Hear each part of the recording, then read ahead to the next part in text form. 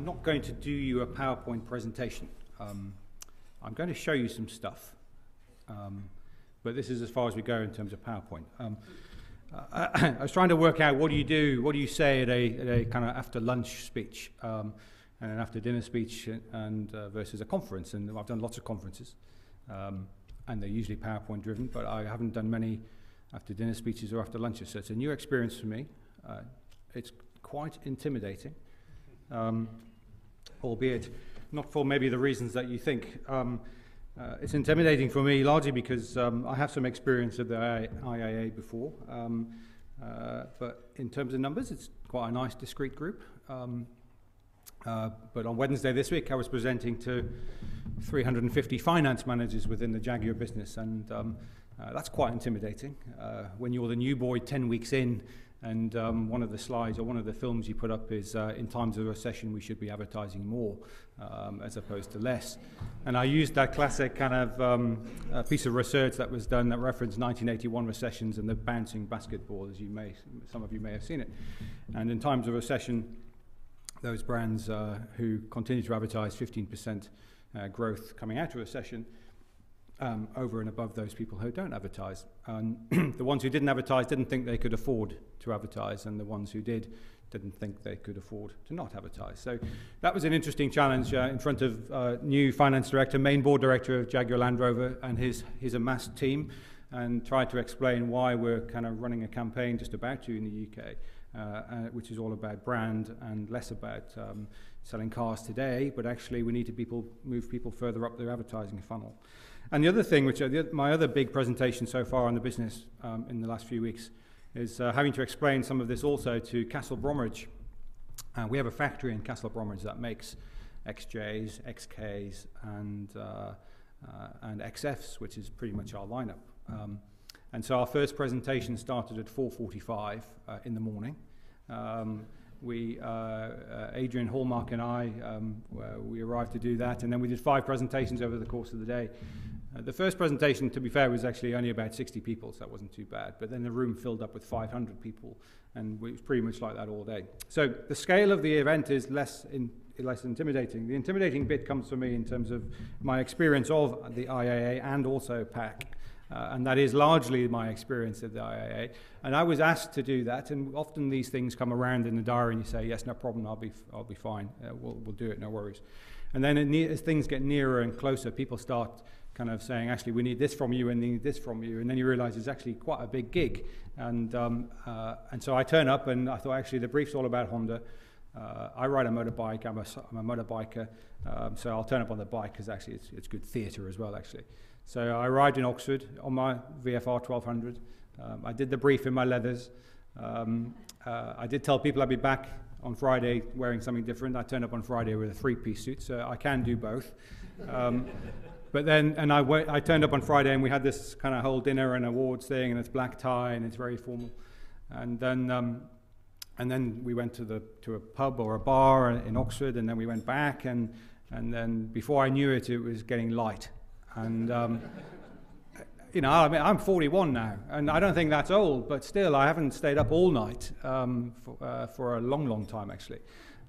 Suffice to say, I had an hour in the chair. I didn't even get into bed, actually. I had an hour in the chair, and then I drove home. So I hear a reputation for your events, and I hear that lunch doesn't always stop at lunch either. So my level of intimidation goes beyond that, because I have a 4 o'clock in the lounge of this hotel with a chief exec of quite a big organization, and then I have a 5 o'clock conference call with LA. So I can join you after that, but up until that point, I'm trying to sort of keep it pretty even keel.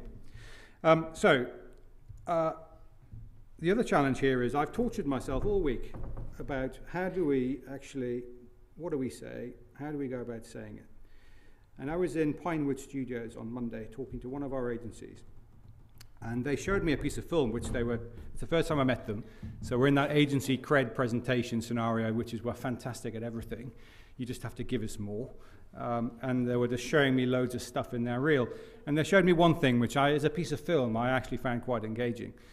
And I want to play it with you, and over the course of the next 10-15 minutes, I'll work out how to put it into the principle of brand experience. But I think I can do that. But hopefully, part of it kind of revolves around some of the lengths that we go to make cars, and the effort that we go to, and then actually we have to start again on something different. And this film just really manifests, or really kind of brings to home, the point at which we have to stop on one project and start doing something else.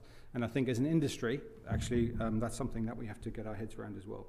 So I'm just going to play this as a first piece, and then we'll talk a bit some more.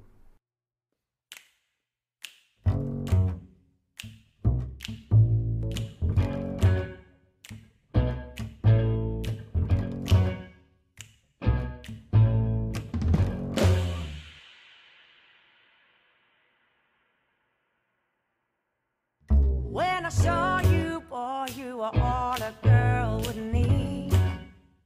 When I caught your eye, I could tell that you needed me.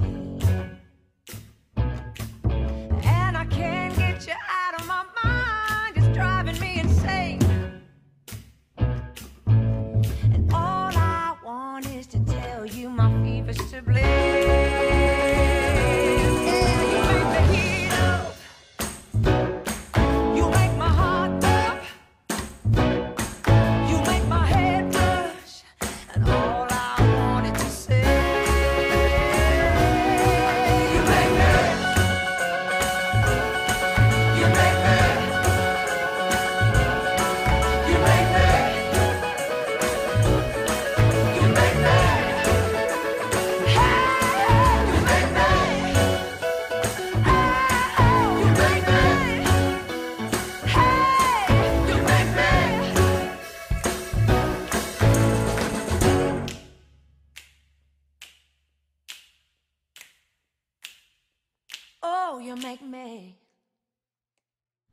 Now, what's interesting is that is actually the Advanced Design Studio in Jaguar and Whitley, just on the outskirts of Coventry, and they are the people who actually built that clay model. And these things happen all the time. Every time we build a new clay model, that was an XF, and it was an old clay for the XF when we first designed that car. And every time they build one, we have to use the clay again, because it's precious, you know, you kind of need to kind of do it. So they have to break the car up, and that's how they do it. That's actually how they do it, because they've toiled so much in terms of taking small shavings of clay off to make sure that the car design actually looks the way it does. And they've spent hours and hours and hours, and these cars have been reviewed by Ian Callum, chief designer, and a whole bunch of other suits to see whether these things are the right things or not. So they've spent ages doing that. And actually, to some extent, that's partly their reward, that they get to take the axe to the car of what they do. But it kind of hits home to me that when we think about brand experiences, actually part of our job as a series of professionals in this industry is to make sure that the consumer who touches our product at the end of the day actually gets the essence of that. You know, there is blood, sweat, and tears has gone into actually making things that we do across a whole range of categories, not just into cars. But actually, as a piece of content, we'll probably start using that in some way, shape, or form, because I think it's quite engaging, and I think we often sit in our kind of behind our desks going, actually, I'm not really sure what turns our consumers on, but stuff like that for me is actually becoming more important in the future, and we start putting that out there. But as a piece of film, I think it's just quite engaging, but actually it has a much bigger kind of significance, if you like. I am supposed to talk about brand experience, and the random notes, I will refer to the military strategy. It works perfectly, actually, and my team, and I see some friendly faces in the room, because there's some guys from Starcom who I've worked with for quite a long time. And they've been bored to death over the last few years with my approach to military planning. And so I believe all business planning comes from military planning originally. And so actually when I had a conversation a long time ago with someone from the military who had been in there 22 years, and I said, we must be able to learn something about competitor analysis. And we were going through a Tango competitor review at the time. And what tends to happen is agencies come in and they show the ads and they say this is what they spent, and yet we just kind of put it to one side and go, that's lovely, now what are we doing? And actually when you talk to the military about competitor analysis, the stakes are slightly higher, so we must be able to learn something from that. And so we learned a lot about how they kind of plan and what they do, and they talk about end states and center of gravities and courses of action. And actually the Honda strategy that we have been deploying for quite a while revolves around that, and it's actually getting a real understanding of what your center of gravity is, because in military terms you can't reach your end state, your goal, unless you've destroyed your enemy's center of gravity or indeed supported your own. And I think over the years, my observations of the industry and how we have developed actually means that we need to be more experience-driven as opposed to kind of persuasion-driven. And I guess to put it into context, what's my job as someone who works for the brand Jaguar? Well, actually, that's all about making sure that our brand equity is healthy as possible, because if you strip out the fixed assets of a business, they will cost some money and they will be worth some money. But actually, the price that someone's prepared to pay for the business, hopefully, it's greater than that cost, and the gap in between is all about brands. And that's our job, is about influencing what that is. And that means you've got to understand what is your real center of gravity as an organization, and how are you supporting that. And if you're doing activities that actually don't support that center of gravity, then you should stop doing them, because they're non-value added activities. So be really clear about what it is. And in Honda's terms, and I don't really want to speak too much about Honda, because clearly I'm not there anymore, but in Honda's terms, center of gravity we determined to be like a yin-yang diagram. It was a combination of philosophy and product. And therefore everything we did and everything we talked about needed to kind of talk about those two things together. And don't get convinced by advertising agencies say you can't do both at once. You can, it's just a lazy agency that tells you that it can't. And so actually, and for the audience in this room, you know, there are some real relevance to actually how do we turn media planning and media thinking so that it delivers an experiential piece as opposed to just being persuasive. Now, I'll touch on one other point, but in the background, I'm just going to play you a film which runs for 7 minutes. And it's for those people who will get bored with what I have to say and give you something else to look at. My job, however, is to try and convince you that what we're saying is interesting. Your job is to listen, but as I say, if you finish your job before I do mine, then there's something else for you to watch in the background. Now, this is entirely rooted in brand experience, because this is me driving an XKR around Thruxton last week with an instructor, and it shows you that, I'm not going to put the sound on because it could get a bit embarrassing. But as a true brand experience, and what you see here, you'll see the speedo, so have a look at that. You'll see the time, you'll see how rubbish I am in terms of lap times. And this is me. Embarrassingly, they gave me this headscarf thing to wear because we borrowed their helmet. The irony is I went there on my motorbike and therefore had my own helmet, but I borrowed theirs, and as a consequence of that, I had to wear this stupid balaclava thing. So that's why I've got some, it's not a fashion statement, I've got some kind of white thing sitting out there. But the point about brand experience is, and the critical challenge that I have from a brand experience point of view, is actually to get people to do exactly this. How many people in the room own a Jaguar? So actually that's probably not dissimilar to our global market share, because we have less than 1%. So, you know, and we haven't found half a person yet. So actually that's the real challenge. And yet actually if I did this, if I allowed you to do this, or we invited you to come and do this for a couple of hours, I think your perception of the business would change dramatically. And that the conventional model in advertising in the Western world for the last 50 years has been based on persuasion. Drawn up by the madmen in the 50s, by the P&Gs of this world, saying actually this is how you should, this is why you should buy my product, because of these reasons. And if you don't, you're stupid. And yet, actually our understanding of how the brain works has moved on dramatically. There was once where we believed the earth was flat, and if you went to the edge, you fell off. And that was conventional wisdom for hundreds of years. And our knowledge and understanding of the earth has moved on to such an extent we now know it to be round. In psychology terms and in brain terms and in advertising terms, the original model was based on persuasion. So I'll tell you why you should buy my product. The coffee you're just about to drink is the best you're ever going to taste, because it's made from the finest beans, processed in the most perfect way possible, and delivered to you by the most experienced barista. And yet your brain will decide whether you like it within a third of a second of drinking it. And so our knowledge and understanding of the brain has moved on to such an extent that we now know it to be based on experience. And you make an emotional decision before you make a rational decision. It's just that when I ask you a cognitive question in research, you give me a cognitive response back. And yet I'm not getting your true emotional response to that piece of stimulus. And so what we should be doing is try to understand the real emotional response to a certain piece of stimulus, and then delivering experiences that actually deliver that every time. So you don't need to exceed your customers' expectations. You just have to match them. But you have to give them a bloody good expectation in the first instance. And you have to deliver that every single time. And sometimes that's where our failing is as an industry, because we actually dilute some of our messaging, I guess, over time. So it's all about experience. It's all about emotional response. How many times do you go to WH Smith's and you pick up a magazine, and the magazine you pick up is 7 back? It's behind about 3 or 4 different other copies. And yet it's the same cover price. It's the same content as every other magazine. Why don't you pick up the one on the front? Well, I'd suggest to you don't pick the one on the front, because it's been thumbed by 3,000 people before you. And yet that is purely an emotional response to something. There's no rationality to that at all, because it's all the same cover price. You're going to read the same. You're going to see the same pictures. So it's all about emotion. And our challenge, as I say, as an industry, I think, is to move the game on away from persuasion and those traditional methodologies to something that actually delivers an emotional response to life.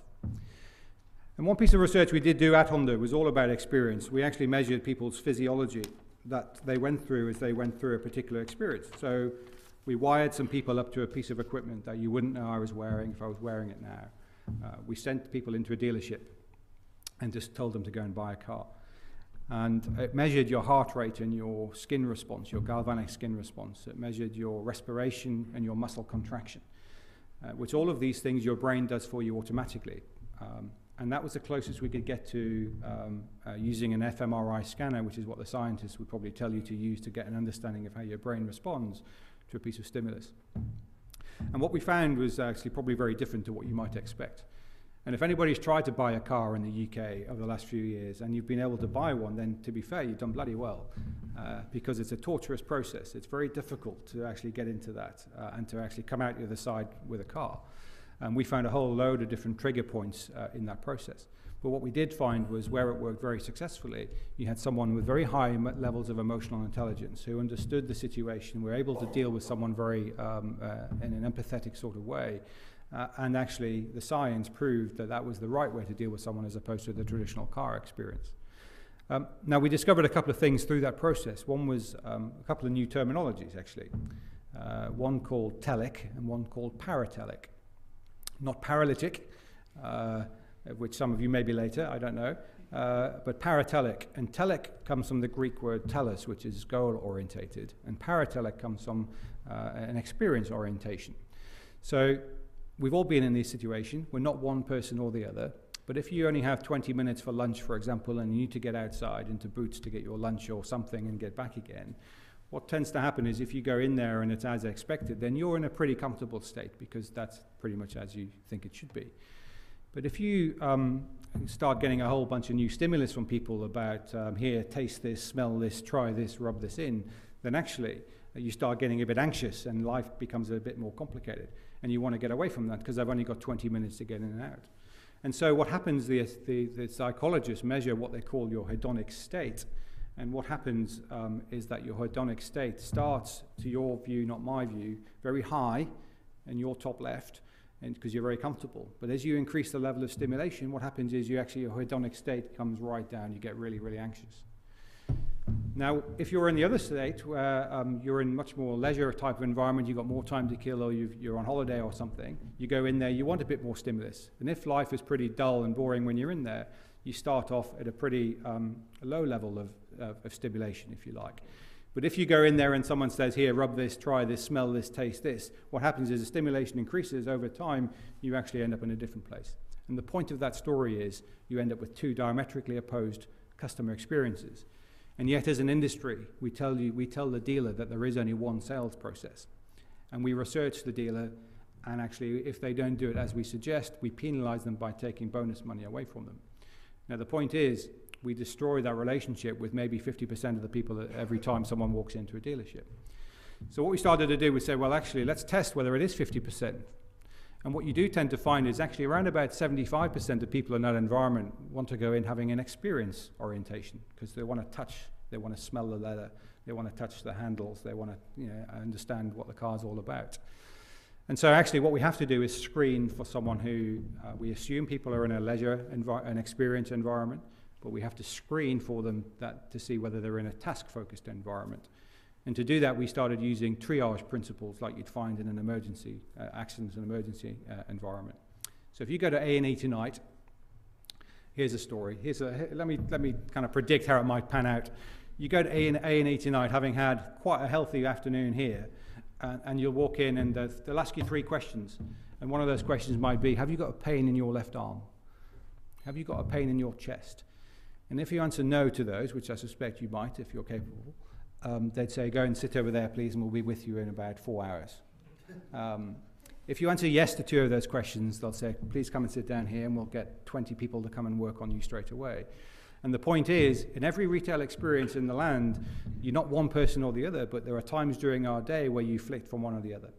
And actually, from a retail point of view, we don't really do a lot of filtering mechanisms to understand who the customer is when they're walking through the door.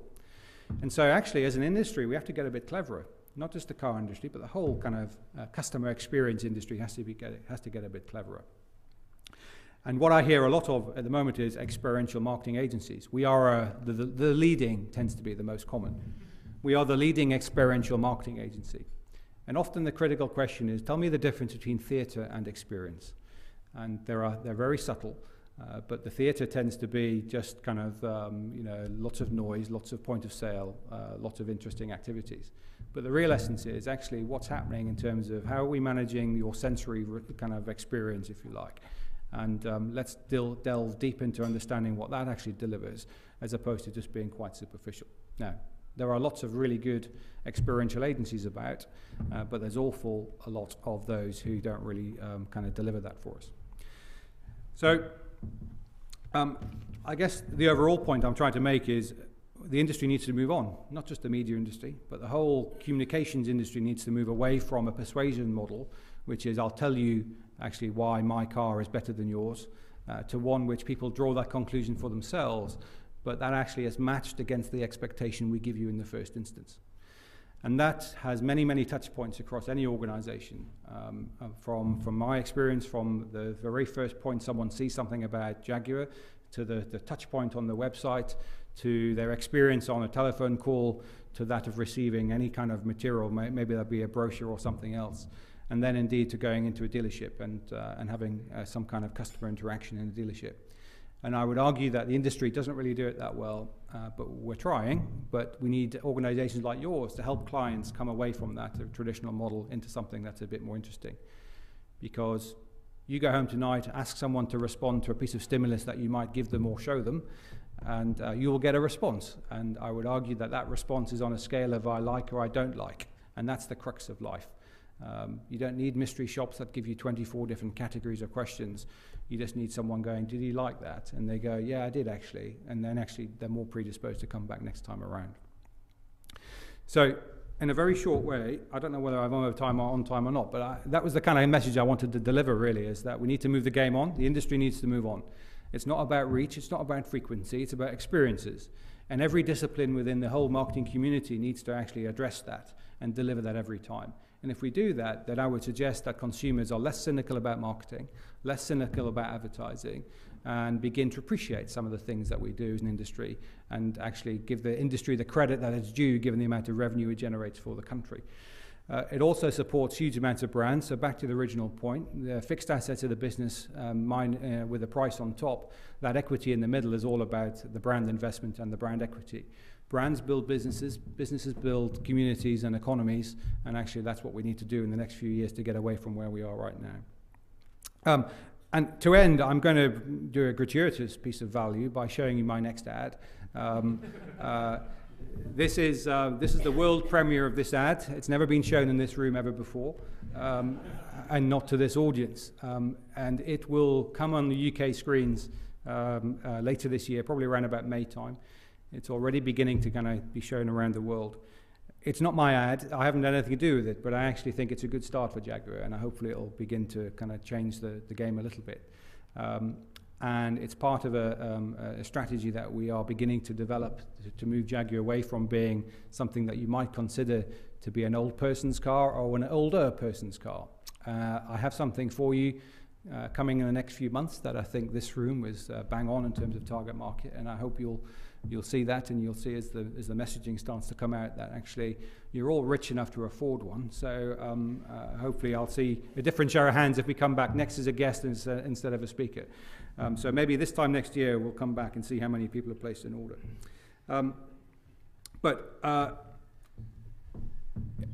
as a virgin to after lunch speaking, I hope, this is my first attempt. So if I've crashed and burned, then hopefully you watched something that was or more interesting than talking and listening to me.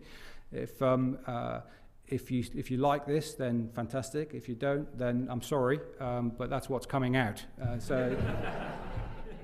But thank you for listening in the short term anyway.